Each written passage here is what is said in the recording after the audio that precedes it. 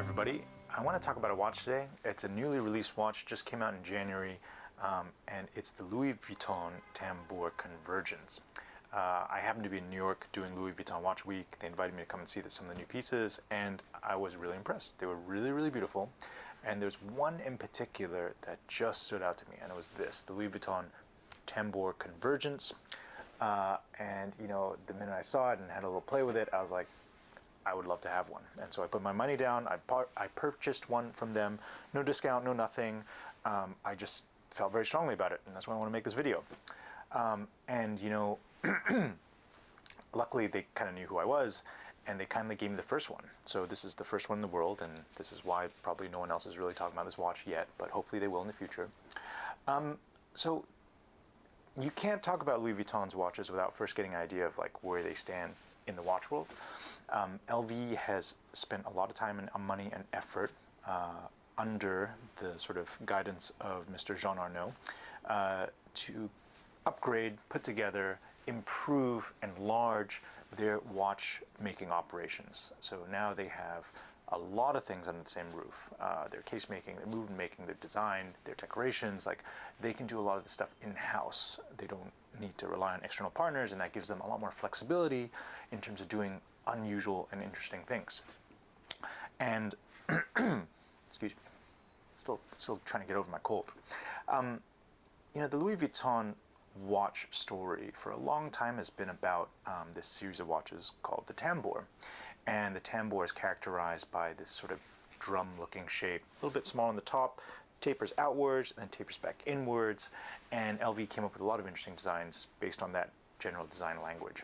The LV Convergence, the Tambour Convergence, though, is to me like the most elegant one that they've ever released, as well as actually I think one of the smallest ones they've ever released. So the Tambour Convergence, the watch is 37 millimeters in diameter, 8 millimeters thick. Because of that tambour shape that I mentioned earlier, it actually probably wears a little bit smaller than you'd expect.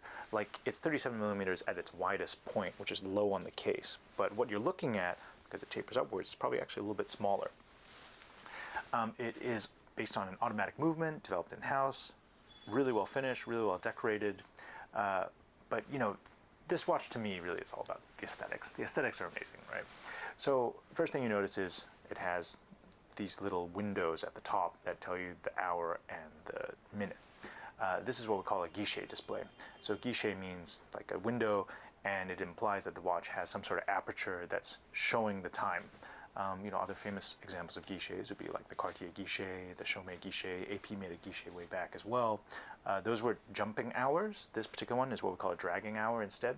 So jumping hours means it'll just show the hour for the hour. This is the minutes, right? And then it'll jump to the next hour once the hour has elapsed. Whereas with a dragging one, it's more like you see a range of numerals and they just slowly travel, and that's how you tell the time. The layout of it is beautiful. It's kind of genius that they combined the guichet idea with the tambour case, and I think it actually works really, really well. I just totally didn't expect it, but it worked really, really well. But the other thing that I think you will notice about this watch that's really interesting is the fact that it's mirror polished. And, you know, mirror polishing is very fragile. And the implication of this is basically, if you buy this watch, you must commit to it. This is not oh, I'll buy it, and maybe it's no good, I'll let it go sort of situation. Like, you really have to commit to it, because you're never gonna be able to sell this as mint. Like, I put scratches on this like an hour after I bought it. And at first I was like a little concerned, but then I just realized, well, it's mirror polished gold. Like, gold is soft, mirror polishing is very fragile. Like, this is life, you know? And after the first day or two, I started to feel very comfortable about it, like kind of carefree. In the same way that when I buy vintage, I do love to buy like perfect mint vintage when I can, but actually there is a lot of satisfaction and enjoyment to be had from like 7 out of 10 condition vintage, because you can just be a lot more carefree about it. You don't have to worry about being the first guy to put a scratch into an important piece of horological history. So if you're the sort of person who likes to buy Rimowa suitcases and then buy a plastic cover to go over the Rimowa suitcase, don't buy this watch. This is not for you. But if you're the sort of person who kind of appreciates seeing a patina develop, I think you could really, really enjoy this watch.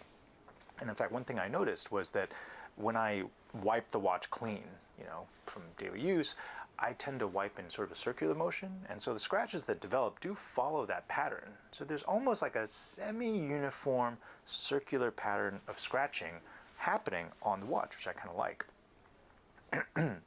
Now, this is the rose gold version. There's another version, the platinum version, that has diamonds on it, and that one has another layer of complexity to it that I think is worth talking about, which is people don't necessarily have sort of a physical connection with their watch as much as they think, right? Like, a watch has a beautiful dial, but the dial is covered by a crystal. So when you touch your watch, you're typically more touching the crystal or the edge of the watch, but you don't really so much get a sense of like what is the face of the watch. It's just a smooth surface.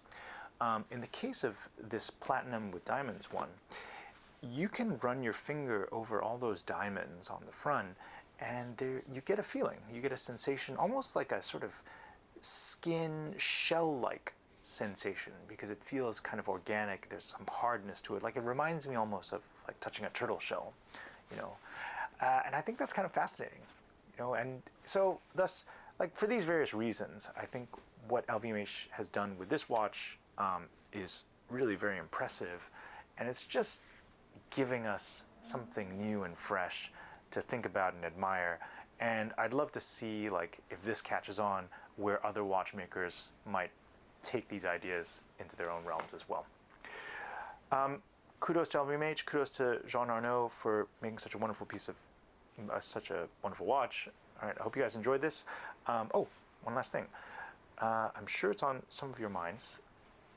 You could engrave this, couldn't you? And the answer is yes, you could absolutely engrave the front of this watch. And I hope to do so. I've been thinking about how I might do it, and I've been speaking to a few engraver friends of mine. And let's see how that goes. I'll keep you guys posted. All right, that's it for now, and thanks for watching.